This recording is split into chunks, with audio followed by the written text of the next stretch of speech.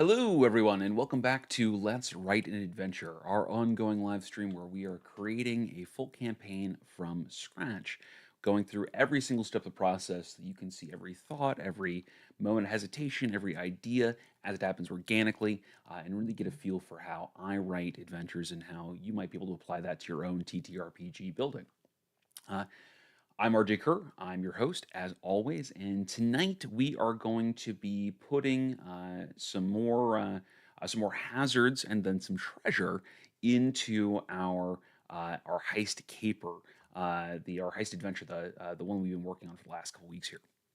Uh, to that end, if you are just joining us for the first time or you're watching the recording of this for the first time and just jumping into the series, we have already done a lot of work. We are creating a completely custom campaign setting with its own unique domain of dread. We have figured out how the characters get here through a portal that opens up on the Blood Moon. We've talked about what kind of personal motivations might draw them into this world. We've talked about where they land, where they show up when they first enter. A shanty town that we're calling Darkport that sits on the edge of an inland sea. And we figured out that this inland sea is a big part of this domain of dread, and that it was once the basin of a thriving metropolis and civilization that's now fallen into ruins and become flooded, and creating a whole bunch of aquatic sort of adventures and explorations and that sort of thing for our adventurers. We've also figured out or I should say, we've also designed our very first adventure, one where the characters are kidnapped and briefly enslaved and have to escape their captors in order to, well, escape and survive. Uh, Doing so, they learn about the existence of a artifact of power that, although lost, gives the controller some power over this domain of dread, and the characters would realize that this is their best option for escaping this world with their lives. So now we're working on a part where the characters get proactive, where now they are kind of free to their own devices. They have a goal, and now they can begin exploring the world, looking for clues, following up on those clues, and investigating various areas and mini adventures and what have you, so that they can eventually find the location of this artifact. To do this, we're using a node structure style adventure, which I've talked about before here, but effectively, what is it is a bunch of encounters, mini adventures, skill challenges, and endurance challenges, and all that kind of stuff that are sort of create these little nodes, these investigative scenes, these moments where the characters can go and interact and search and find clues that then lead to other nodes, other investigative scenes, allowing them to kind of follow the clues to the eventual solution, the location of the artifact. And we're using this because it gives us some structure to create this very open ended kind of adventure while making sure that our characters have a lot of agency, that they can really make kind of any decision they want to make. And we're prepared. We don't have to make up all kinds of stuff on the fly. So we've done some work on that. We've done some brainstorming on that regard. And now we are working on our second mini adventure in that sequence. We're something that we're calling the Ghost Ship Castle Caper. Now, this is an adventure where we have a Sahuagin stronghold made from dozens or more shipwrecks that's set up around this natural stone arch out at sea. Uh, and inside this stronghold is a logbook, a ship's logbook that has a clue as to where this lost artifact was last seen, where its last known place. And so the characters are here trying to infiltrate the stronghold to get that logbook and get that clue. So we set this up as a heist style adventure as opposed to sort of your typical dungeon crawl, meaning that we're creating an adventure that really rewards the characters for getting in, getting out without being noticed. And of course, we're making that very challenging. But to do that, we're using a modified 5-room dungeon structure, what I like to call the 5-scene structure. And let me share my screen. We'll run through that real quick, and then we're going to get into building out some more of these hazards. Effectively, the 5-scene structure takes the 5 rooms of a 5-room dungeon and kind of expands our definition of them. Instead of thinking of them as specific places, we start thinking of them as moments in the overall story. And so, for example, we start with our entry. And our entry in the case of a heist is heist planning. It is our characters figuring out what their plan is, how they're going to get inside, what are they going to do, what information can they collect beforehand, and so on. And so we've built out a section of the adventure that kind of answers some of those questions and gives us a few things to work with in terms of how the characters might go about acquiring this information, what kind of information they can learn from the exterior of the stronghold before going inside, that kind of stuff. Moving on to our second room, or in this case, our second scene, we have our setback. And in a 5-room dungeon, that would be, an encounter that slows the creatures down. It'd be a trap or a mini puzzle or something along those lines. Um, but in this case, it's more about what happens when things go sideways, because they're going to while the characters are sneaking about, because we clearly haven't made this easy on them. And so we are looking at, what happens to the various encounters in this adventure when they go from being static and fixed to a particular place to moving around the stronghold to becoming aware that there's something wrong but not knowing what it is, and then to the point where they identify the characters and raise the alarm. Then what happens when the alarm is raised, and then if all things go to heck in a handbasket, what happens if the characters are defeated and captured? That brings us to our third scene, which in a 5-room dungeon would be our puzzle. In this, I prefer to call it more of our challenge. And it's pretty simple in a heist kind of structure. It's finding the thing that they're there to get. In this case, that logbook. And so what we've done is we've gone through and brainstormed a bunch of spaces that might exist in this stronghold and given them some descriptions. And right now we're building them out with additional hazards and treasure to really kind of round them out. What we haven't done, as you'll notice as we kind of look through here, is we haven't worried about putting the encounters in this location because we've put encounters in a single table we're calling our action groups. And that allows us to move these encounters more freely around this environment, making the stronghold feel more alive, like there's actually people going about and doing things here in this arena. It also creates some more dynamic challenges because the characters have to avoid moving enemies while they're slinking about, as opposed to just having to pass static groups that are plopped into various rooms. And then by putting on a table on here, it gives us an overview, which when we're running the adventure just makes it a lot easier to manage. Finally, I should say almost finally, these are we come to the fourth room of our 5-room dungeon, or the fourth scene of our 5-scene dungeon, and in a 5-room dungeon that would be the big bad evil guy, our BBEG. In our 5-scene dungeon, that's our climax. That is the final challenge that the characters need to overcome in order to escape with their ill-gotten goods. In this case, we thought it would be interesting to add in another faction that we've already developed for another parts of the adventure to kind of help tie the world together a little more.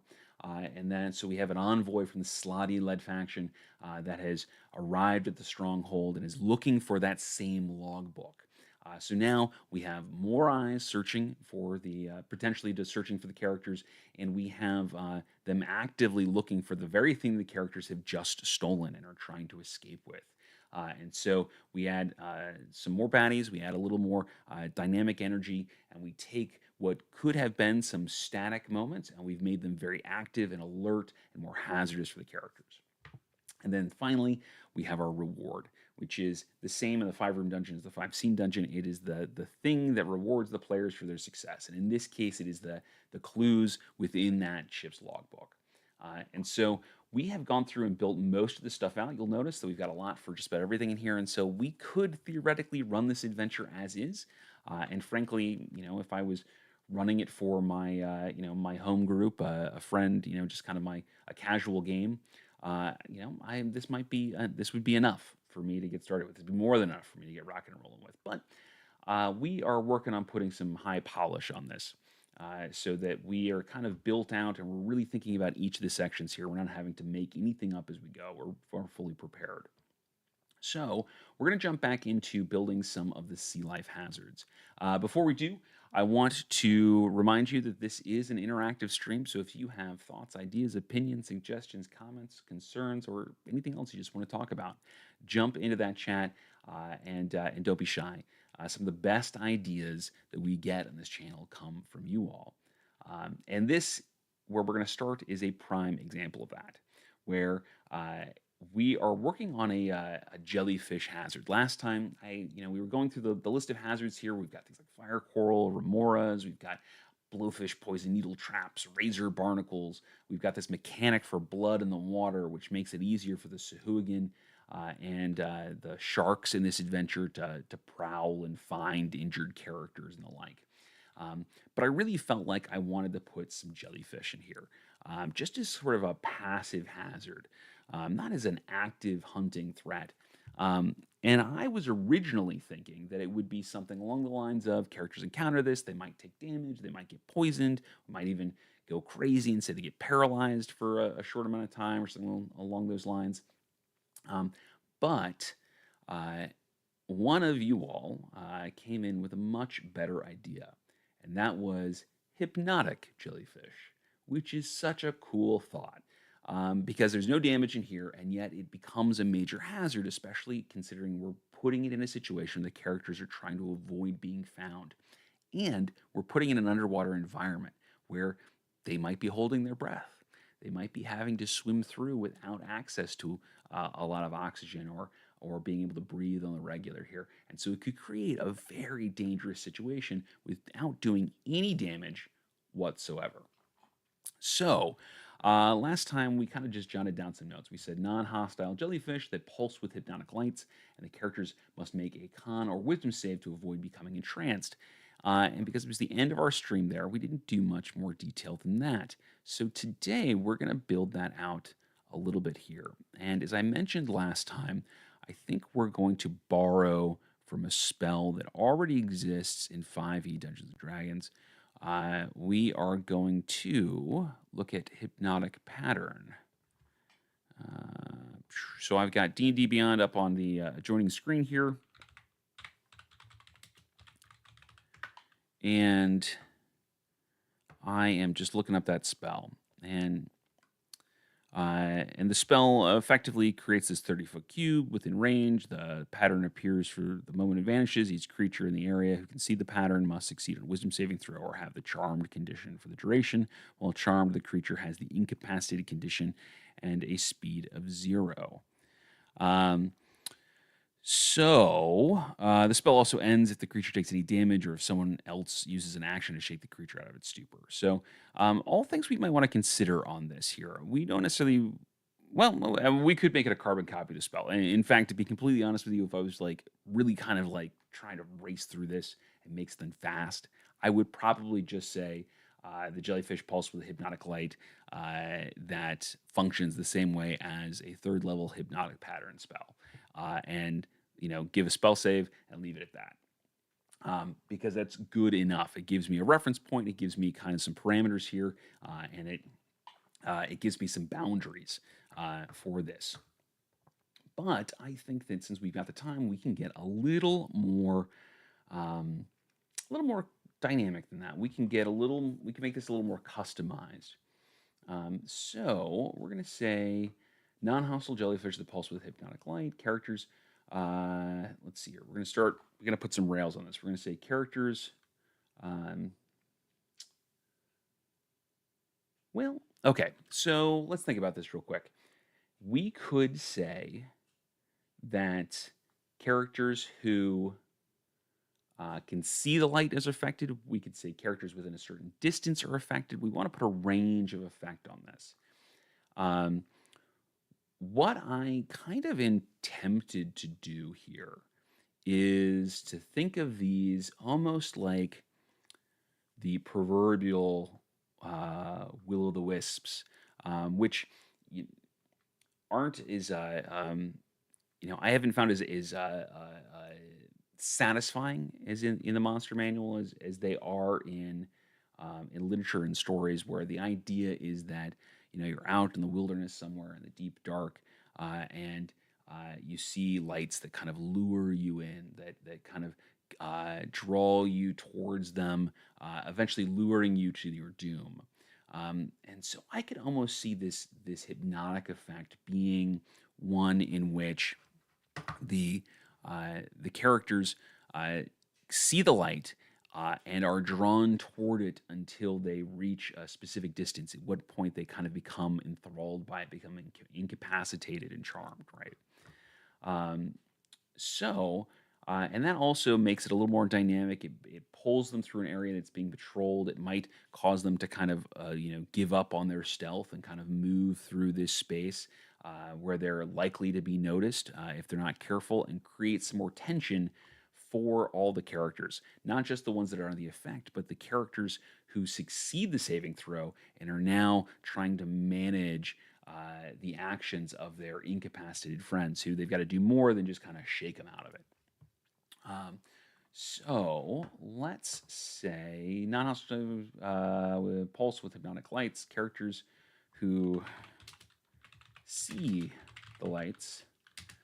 We're going to say must make a wisdom. What do we want to say? DC 13 wisdom saving throw.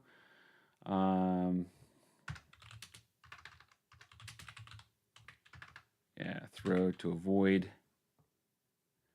We're going to say make a DC 13 wisdom saving throw or become charmed by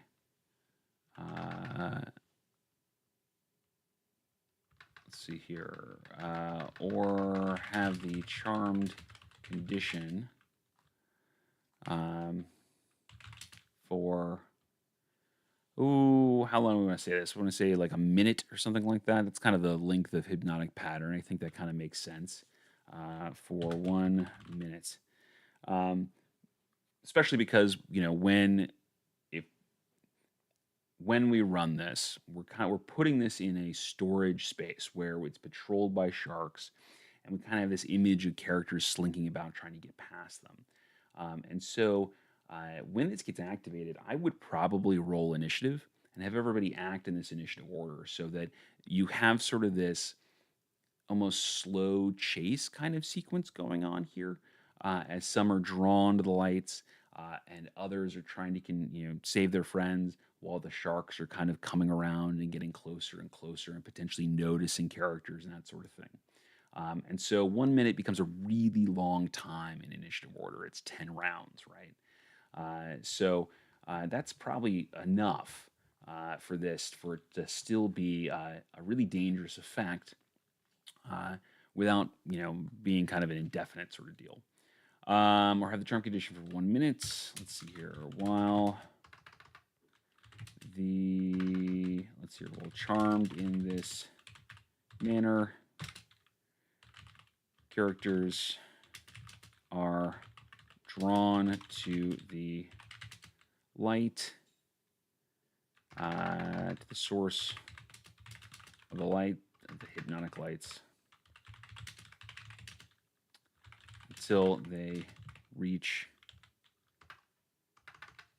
are within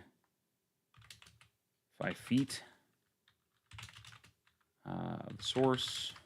Probably repeating myself. At which point they become incapacitated. And incapacitated as opposed to unconscious, right? Different mechanics here. We want that incapacitation.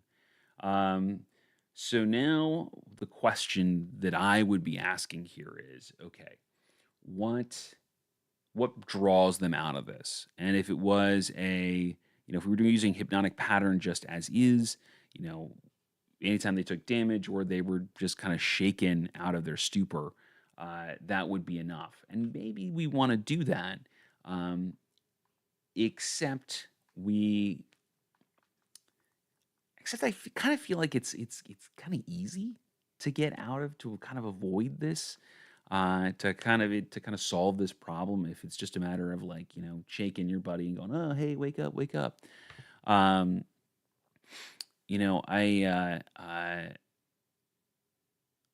think it works for hypnotic pattern because that kind of stuff is happening in the throes of combat, where there's other things going on that might draw your attention, and you have that limited action economy. But when you're trying to avoid being seen and kind of slinking through, you've got a little more time to just kind of interact and do things like the help action. Um, and so, so the thing I want to think about here is what draws them out of it. What ends this condition? How can somebody do it? And it looks like we got a comment. We got Adam Clark who says maybe they have to be blinded or their eyes covered. I kind of like that. Kind of like that. Um, yeah. The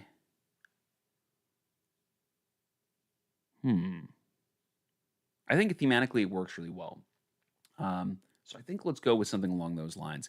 The only thing that kind of has me maybe wondering if we should be a little more diabolical about this one is, you know, again, that's an action, right? To pull your buddy out of this, um, and you know, while blinding them, you know, in some way like covering their eyes, gives them um, that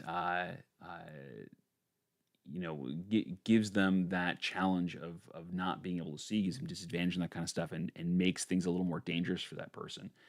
If it's just a matter of, you know, oh, you cover your eyes and then we pull, you know, the hand away and it's like, ah, everything's better now. Maybe, you know, that doesn't, you know, again, that becomes a quick fix. So maybe what we do is the blinded condition for, you know, a round or a specific amount of time breaks it. Or maybe we do hey, the character has to have the blinded condition, uh, and subsequent checks to avoid becoming charmed are made with disadvantage or something along those lines. Um, we should also put a note in here, something to the effect of, you know, how often creatures need to make this effect. Is this every time they see the lights? Or is it just they can make it once when they see the lights, or until they, and if they make the saving throw, they're, you know, they're immune to it. Um, Something for us to kind of consider on this, to give ourselves some guide rails and to this effect. Um, Looks like Jonathan Frost says, "Oh yeah, that adds one more danger to the situation." LOL. I think he's referring to the blinded condition there, and I agree, it does. It adds a little more difficulty. Um, but and then we've got Adam Clark who says, "If we want to subvert expectations, deafened." Um, I will say that I'm generally a big fan of subverting expectations when we come to sort of stuff. However, um, if we're going for something like this, we kind of we want some of the solution to be intuitive, right? Because we don't want to get in a situation where the characters just have no freaking idea how to solve this, because that's going to get frustrating for them. We want it to feel like, oh yeah, that makes sense. Whereas if it's a visual cue and then they have to be deafened to not to see it, you're gonna get a lot of players who go that just doesn't connect. Um, and we don't want this to be frustrating for them. We want it to be challenging for them. So I think let's go with the original idea. Let's talk about them being blinded in this. So let's say, while charmed at this mana, characters are drawn to the source of the hypnotic lights until they reach within 5 feet of the source, at which point they become incapacitated. This, we could say the charmed condition ends if the character is blinded, should say, has the, is it the blinded condition or the blind condition? I'm going to say the blind condition. I think it's blinded, though. Blinded condition for at least, we should say, until the start, until the end of their next turn.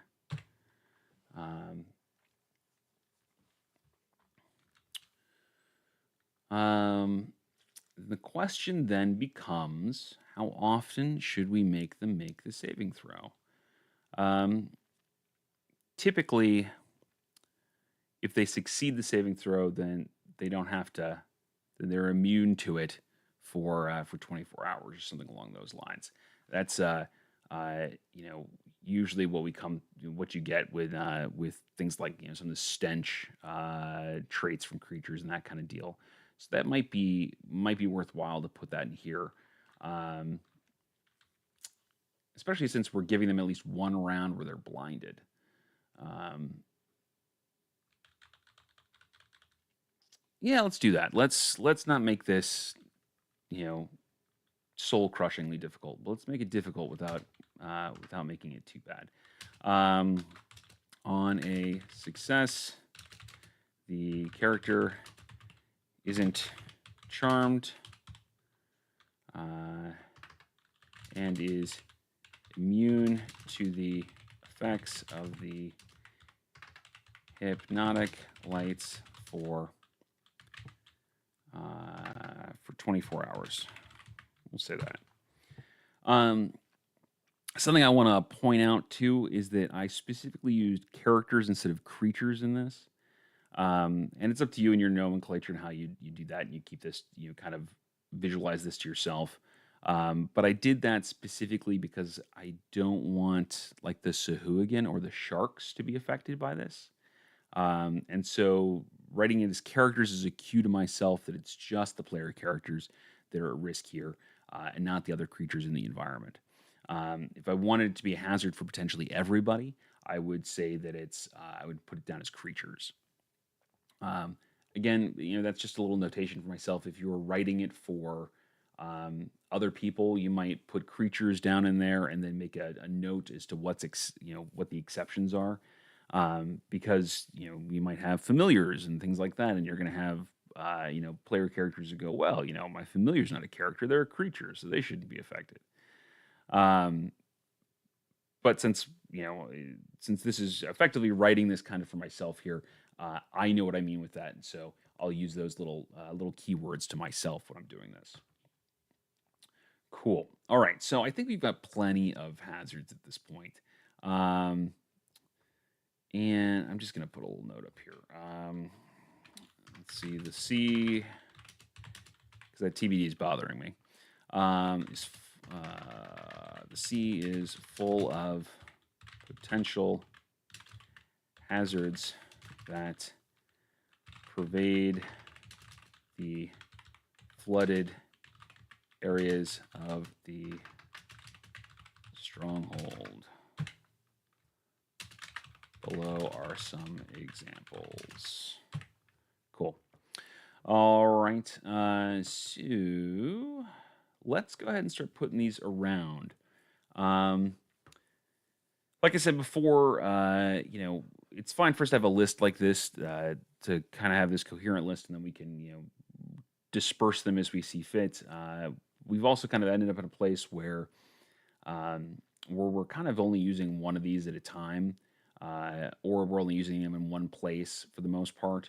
I think the exception is like the stinging algae and fire coral, and I think we're just going to make that fire coral instead of, because it's the same thing.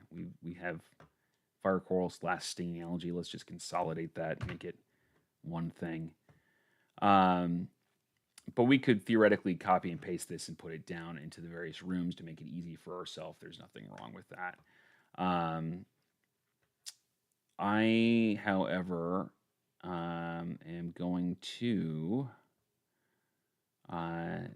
keep it in a list and just go ahead and make some notes to myself on here. And we need to define this net trap too. We'll come back to that. Let's see here. So the gatehouse, we're going to say the portcullis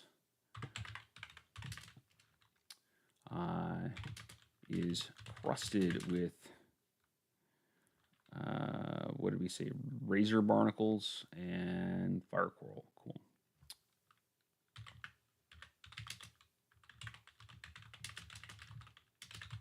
Cool. All right. And we need to come up with this net trap, but let's go ahead and finish the regular hazards. And if you haven't watched my other last, the last live stream, or even the last two live streams, I mentioned that in my nomenclature, the way that I kind of frame this, there is I make a distinction between hazards and traps and concealed and secret. And it's a mechanical difference for me where a hazard or a concealed something um, might be noticed by passive perception.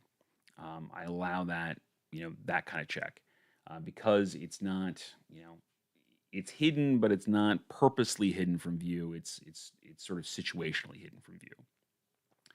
Whereas you have, traps and secret things like secret doors are intentionally designed to subvert people searching for them, and therefore, I require active checks to find those things. And so, hence why I make a distinction between hazard and trap over by the gatehouse. Okay, so the stronghold here, we're gonna say hypnotic jellyfish um, inhabit the stronghold, or sorry, the storage hold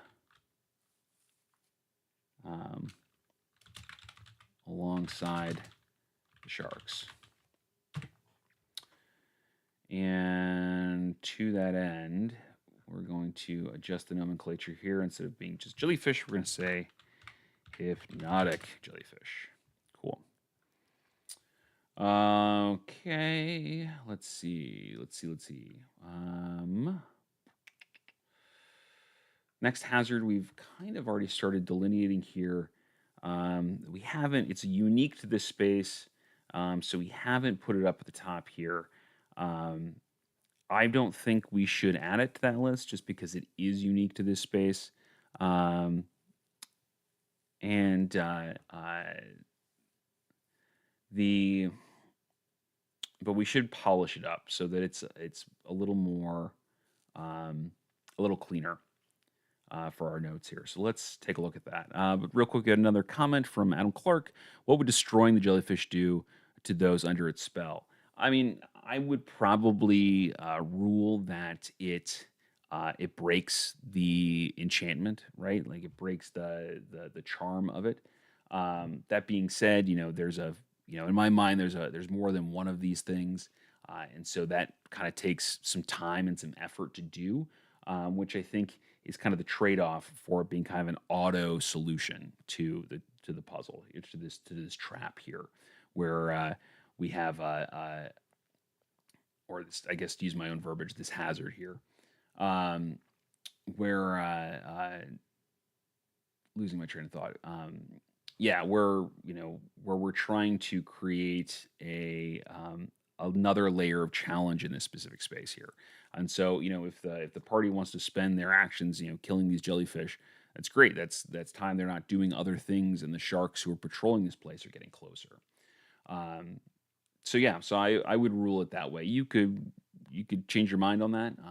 I would consider that kind of thing kind of a fringe case for something that the characters might decide to do, but not as something we have to necessarily outline in our description here, because I think it's relatively easy to kind of come up with solutions like that on the fly. That being said, you know, they might get more creative. Can the jellyfish be charmed? If you cast Speak with Animals, can you speak with the jellyfish and convince them to, release their enthrallment over the characters? Can you, um, there's all kinds of, maybe other solutions to this too, that could be equally interesting and could really highlight the powers of a particular character. Again, we just kind of, it's as the DM's responsibility. We just kind of have to figure out how to kind of referee that as we go along. Um, because we want to inspire that creative play. We want characters to kind of or players to really dig in and come up with those ideas. Some of the most exciting elements of the game, I think, is when they do things that we don't expect. So we got to leave some room in here for that. Okay, so coming back to our temple here with our anemone altar, um, the hold on, we have one more comment here. Jonathan Frost says, "I'm SpongeBob. I speak for the jellyfish." Yeah, you know, I mean, maybe maybe you have a swarm ranger or something, or swarm druid or whatever, and they can they can speak with the jellyfish and convince the jellyfish to be helpful and be on the side of the party. I don't want to rule out those options. It just depends on the kind of game that you're playing and what is possible. Also, it could, jellyfish aren't known for being the most intelligent creatures, right? So, role playing and conversation with a jellyfish could just be absolutely hilarious. It might not work because they might be too stupid for it to work, or it could be incredibly effective. You can just kind of decide how that's going to shake out at your table based off of the vibe of the adventure that you're trying to run. And even though we're running an adventure that has a lot of kind of horror themes to this, you gotta bear in mind that, as they say, uh, you as the DM get to decide whether this is going to be a heist or a raid or a dungeon crawl or what have you. The characters get to decide, what the tenor of that is, whether it's going to be, goofy or serious or what have you.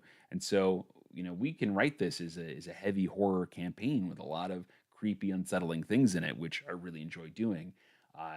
But uh, you know, uh, uh, your characters, your players could decide to run this as as a Bill and Ted adventure, as Tucker and Dale, as any of those sorts of things, to to really kind of change the atmosphere of this, and we want to be able to kind of roll with that when that happens. Adam Clark says Mission Possible theme versus Benny Hill, exactly, and heists are notorious for running those two extremes. So we got to give ourselves a little bit of room to play with that and to really meet our characters where they or meet our players in the situation that they create for themselves.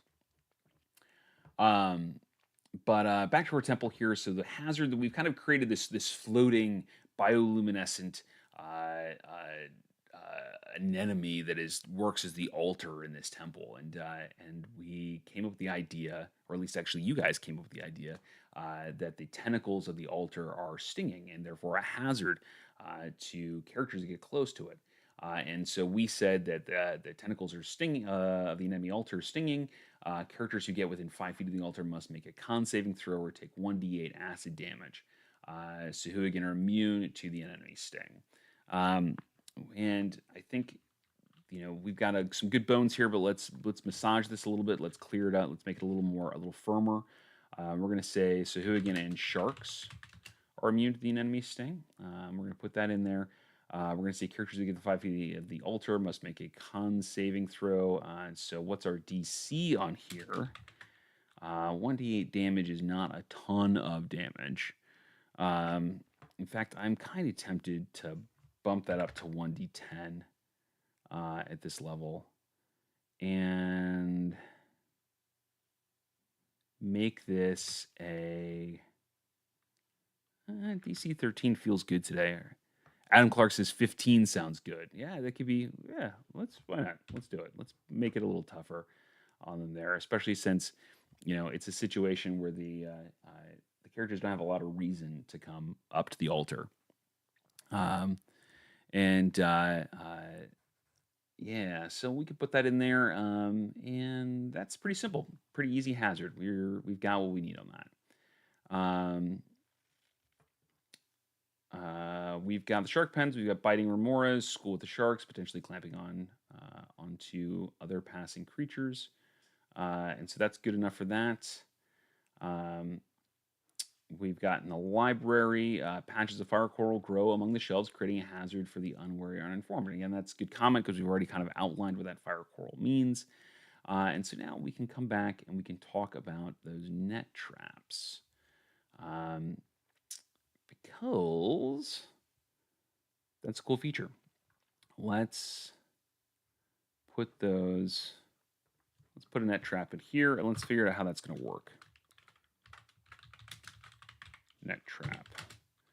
And a lot of the traps we're making here are simple traps. They're, meaning that they last over the course of one round, as opposed to being ongoing traps. The exception to this is kind of the hypnotic jellyfish.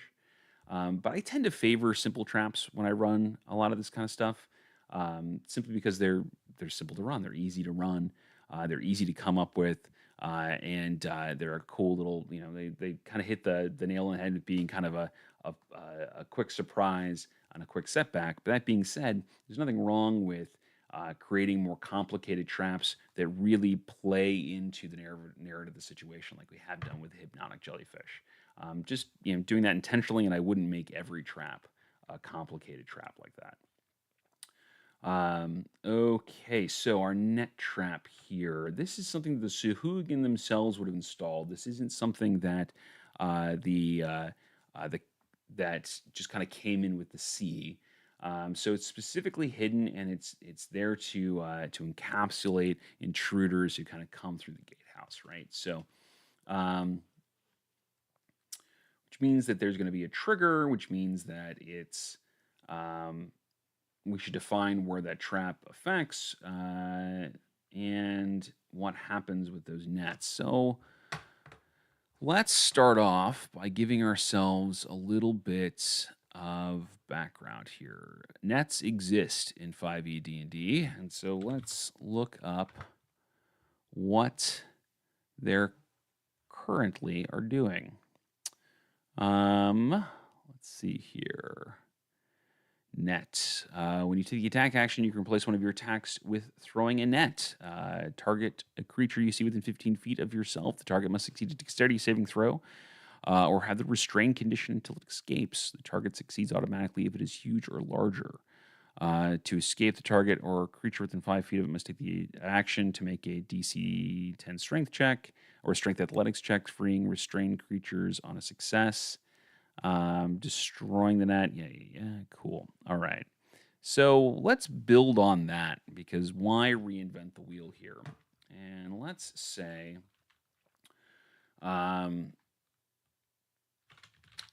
nets are concealed. Actually, we could say the ceiling conceals nets.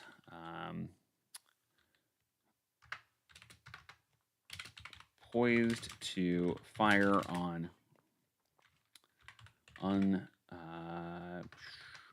unsuspecting intruders.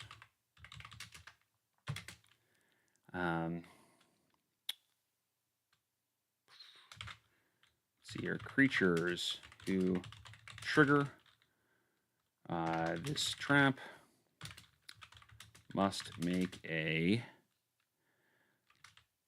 DC. Let's see here. So the normal DC for throwing a net would be 8 plus your dexterity modifier plus proficiency bonus. So to that end, we're looking at Sahuagin here. It's a trap, but we can kind of base it off of their abilities. So let's take a look at what they might have. I'm going to open up another tab in D&D Beyond so I can jump back and forth more easily.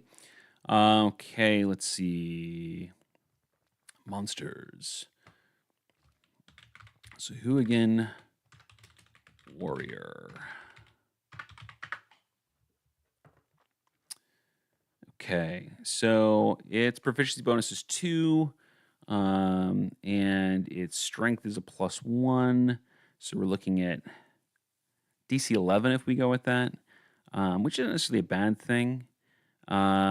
We can make it a low DC, especially since it's kind of an entry-level sort of trap here. But frankly, I'd probably bump that up to a 12 at a minimum. I'd bump that up to a 12 just personally. And so let's say DC 12. And what do we say? It was a dexterity saving throw? Yeah. Okay. And it's 8 plus your dex modifier plus proficiency bonus on strength. So that would be, in that case, gosh, that would be a 10 for Sahuagin, which we could do, but let's make it a 12. So let's say, must make it DC 12, dexterity saving throw, or have the restrained condition until it escapes.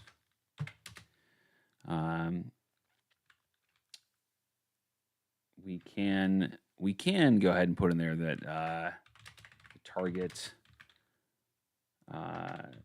succeeds automatically if it is huge or larger, because we never know circumstances.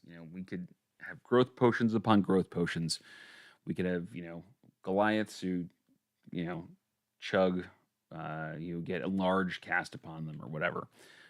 We want to account for some of that. Now, let's go ahead and we say to escape. And I think we're just going to use the same kind of difficulty as a thrown net on this, especially since it's such an early on kind of trap. And there's no reason for us to reinvent the wheel all the time. And so to escape, let's see here, we're going to say the target or an allied creature within 5 feet must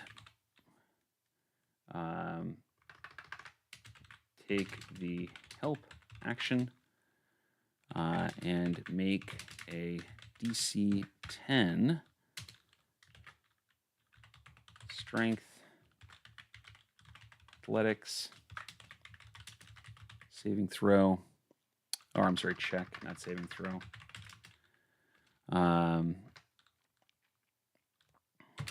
The strained creature is freed on a success. The net has AC 10, 5 HP, and immunity to bludgeoning, poison, and psychic damage. Cool. And there we have a net trap. Fantastic. All right. So we have got pretty much all the hazards in here. Now we're really looking at treasure. That's kind of the last thing in here that we want to toss in before we're kind of done, which is great. I mean, little areas like this to clean up and make little comments, but we don't need to sit on the stream for that. So let's talk about treasure and how we want to handle this. I guess we also technically need to make the map for it. And so we'll do that on, I guess, on the next live stream here as we work on kind of putting out this treasure. So frequently for treasure, and I've kind of mentioned this before, I will kind of come up with a list of all of the treasure that is within a particular environment, a particular dungeon, that kind of stuff, and then sort of kind of give myself a list of everything that's there, and then just kind of dole it out, parse it out into pieces as I work through this. And that way, I have a more cohesive idea about like how much treasure I'm putting into an adventure, so it doesn't become too much or too little. Because I'll be honest with you, I have a tendency to kind of swing one way or the other if I'm not paying attention to the whole picture here. Some people can kind of parse it out individually. I'm not good at that. Looks like we got one more comment here. Mr. Mex says, "Hey everyone, hey Mr. Mex, good to have you here. Thanks for joining." Okay, so let's talk about treasure. So again, I'm gonna use D&D Beyond to pull up the new Dungeon Master's Guide. And we're going to talk about treasure in there. So let's find adventure rewards. I think that's the section it's in. Yeah. We're in the 2014 Dungeon Master's Guide. There was a lot of tables that talked about different hordes and what might be included in that and that kind of stuff. And they've simplified that in the 2024 guide, which I like, because it's I think it just makes it simpler. I really think it just makes it simpler. And so they talk about individual treasure, which is based on the challenge rate in the creature. And then they talk about um, your sort of your treasure hoards. And so for a place like this, I would use um, you know one or two treasure hoards, just kind of depending on how I feel about this overall. Frequently, what I'll do is do two and do one that's kind of in. If I'm doing a dungeon, I'll do one that's kind of in the after the BBEG, something that they've got to get through the climax to recover. And then I'll do, one that I kind of parse up and split up around the environment here, so that there's a little bit of treasure spread around. Um, I think in this instance, what I want to do is I'm going to again do two different hordes of treasure, and I'm going to put those in. I'm going to put two big lumps in various rooms, probably the throne room and the treasury, um, or the treasure room, specifically to create kind of these sort of uh, um, diversions, if you will, luring our players out into other rooms and rewarding them for getting through those challenges, but in places that kind of take them off of their normal path, make them backtrack and search other rooms and that sort of deal, or put them up against some particularly powerful enemies that they now have to circumvent in some way. Like, for example, in the throne room, we've got the Sahuagin Baron, which is a CR5 creature in there. And so he's a big boy with some other things, with some other attendants in there as well, that makes him a very difficult challenge. And so if the characters can get around him, they deserve a reward. Absolutely. Same kind of goes for the treasure room because it's kind of out of the way in my mind. It's up on land. It's not. At least I think we have it up on land.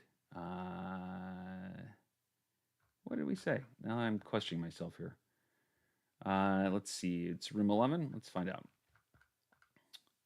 Yeah, it's up on land, and so it's kind of well away from where the actual logbook is in the library, and so it's got a trap, it's got an encounter in there. It's there's a little bit of difficulty, so we want to put a little reward in there too. Plus, there's the expectation that there's going to be treasure in that room, and then everything else will kind of parse out.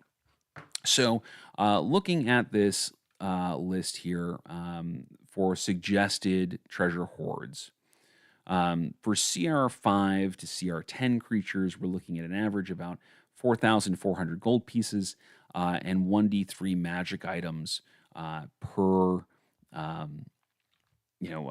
per horde here. So, what I will probably do is we can put. Let's average that out. Let's say that we're going to get 4 magic items that we're going to split up in here. And we're going to get, we can, that's a 4,400. That's a fair chunk. We could split that up a lot easier. So maybe we only do 1 horde for this. And we hit 3 magic items. Yeah, let's start with that. Let's see where that gives us, and then we can always add more as we go. So let's start by putting a big chunk in our treasure room. Let's put some stuff in here. Let's say the treasure room contains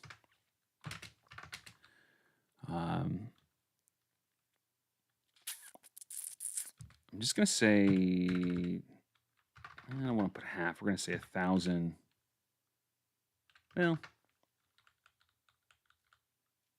let's round it up to 4,500 just so we got round numbers to work with. We're going to say 2,000 gold pieces in assorted coinage. And I say assorted coinage because I frequently won't break down, being this many copper pieces or this many silver pieces or this many gold pieces or platinum pieces, unless we're playing an adventure or we're playing in a way that we really want the characters to kind of have to struggle with how do they get some of this treasure back. You know, if I was writing, stuff for like Tomb Annihilation or that kind of thing, where the logistics are a big part of the game, absolutely, I would break this down and that some of this is copper, some of this is silver, some of this is gold. If I'm running something that's a little more loose and it's a little more kind of, we can kind of collect all the money we want, then just put the raw number value in there because it's just easier to manage for everybody.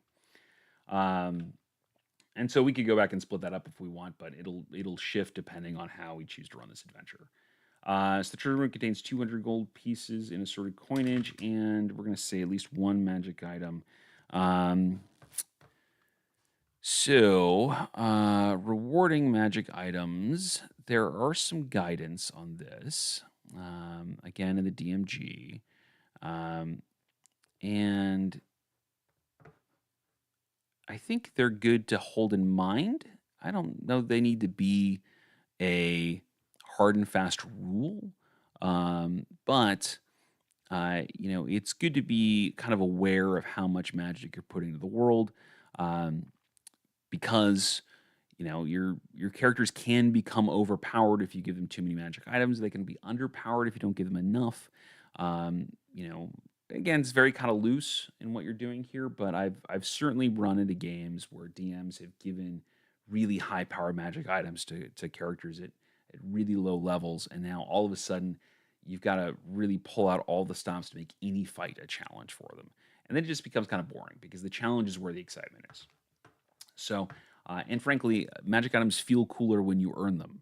And the more effort you have to put into earning them, uh, the more hard won they are, the more valuable they are, especially when they turn out to be something a little beefier. So let's see here. We're still working in tier one of play, character levels 1 through 4, and so their advice in this is there should be an assortment of 11 items that get 11 magic items that kind of get found by the party, and found is an important term here, right? Um, the Because there are going to be things that are missed, and so we can kind of overpopulate a little bit, so that our characters miss, when they miss some magic items, they're not missing everything that there is to get. They're not just missing out on magic, period. So we might say that there's 11 magic items we want them to be able to find, and we could say that that's an assortment of common, uncommon, and rare items, and that there's less rare than there are common items and that kind of deal. Um, I'm not going to read off the specific numbers from the DMG because I think it's a little looser than what they have there. You can be a little stingy, or you can be a little more, a little more flexible with that. I think it's entirely up to you. But that being said, we'll probably for this especially, if we want there to be 3 magic items that are found in this adventure, we'll probably put 5 in here, because they're not going to find all of them, and we want to increase that number, so that there can be missed things and the characters aren't going to get them. We can always pull magic items out of other adventures if the character's getting just a little too much, if they found everything. Um, we can also put more magic items into other adventures if the characters didn't find very much in this. And so we can really kind of play with that number and keep it roughly where we want it to be, as they progress. Now, bear in mind, this is 11 magic items over the course of levels 1 through 4. And now we're dealing with level 3 characters. And so we should be giving them a little bit more, as they probably haven't found as many in their, level 1, for example.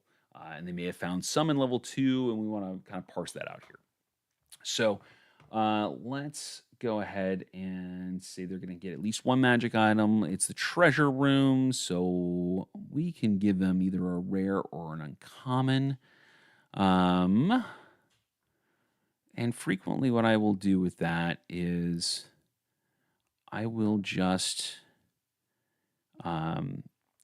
instead of kind of rolling randomly, what I will do is I'll pull up again on D&D Beyond or something along those lines, and I will use the filters for this.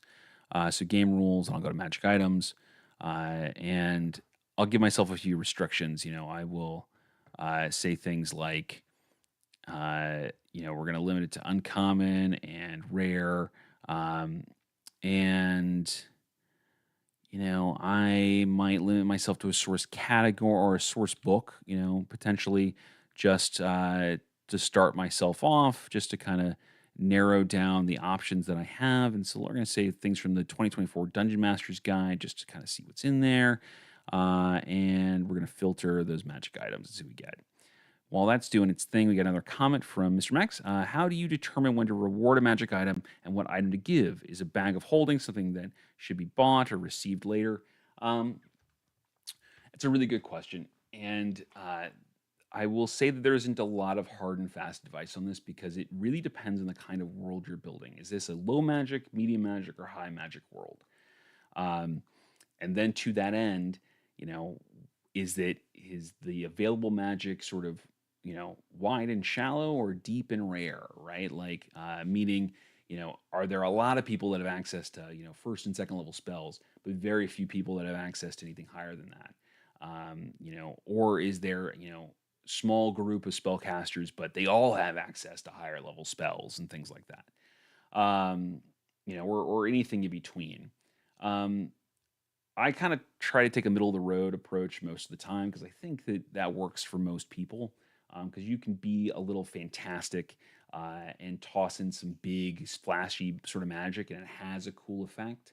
Um, where without and then you're not in any situation where where the characters are scraping for even the most common magic item. Um, so frequently, what I will do is I will kind of keep track of what magic items the characters have, um, very loosely, and again try to keep it so it's within kind of that range in the DMG. I mean, I don't use that 11 as a hard and fast rule for the for tier one, for example, um, but uh, I will use that as a loose, as a loose guideline. And then if they're running low, I'll add a little more. If they're running high, I'll hold back on them. Um, you know, it's a good time too when they've had a really difficult time, uh, and uh, and now they've had to overcome a big challenge, and they're and they need a sizable reward because they've had a really hard encounter, maybe one that you didn't even intend to be all that hard, but things really just kind of went sideways.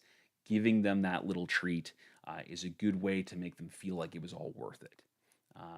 And so really I try to remember that magic items are not just for the characters, they're also for the players because it just feels good as a player to get them.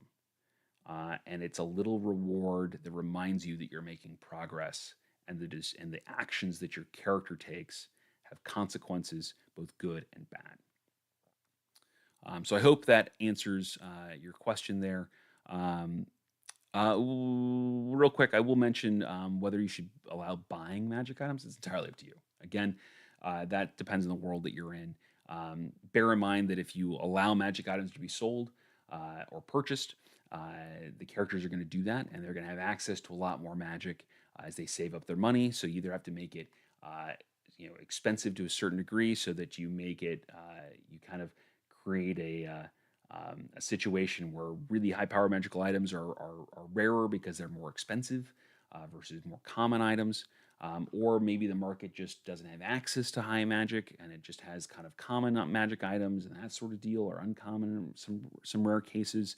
Um, it really depends on the world and depends on the situation they're in, and it could vary from civilization to civilization. I've run adventures where I had uh, where where we were in kind of a lower magic environment and there wasn't a whole lot of access in their current location. But then they went, traveling the plains, and all of a sudden they're in Sigil, and now there's tons of magic that they can have access to and purchase and get all over the place. And so it can be a world building element as well. Um, okay, so with that, I think we've run over my time here. We've gone a little long today, but that was a great discussion. Thank you for bringing up that question. And I think we're going to go ahead and put a pin in it. So thank you so much for joining me today. If you've enjoyed this content, please like, subscribe, leave a comment. All that stuff helps the channel grow, helps more people join us here in the chat, and helps keep me motivated to keep doing all this kind of stuff because I love hearing from you guys. If you ever want to jump into one of my games, you want to see if I actually know what I'm talking about, you can check out my games at startplaying.games/gm/rjkerr for my online games. Or you can hit me up for setting up some custom work as well. There's a button in there that where you can request a private game or a custom game or a special time or any of that kind of stuff. So if you're not seeing anything on my standard offerings and you want to play, just let me know. I'm happy to work with you. All right, everybody, thank you so much, and I will catch up with you on Wednesday at our normal time.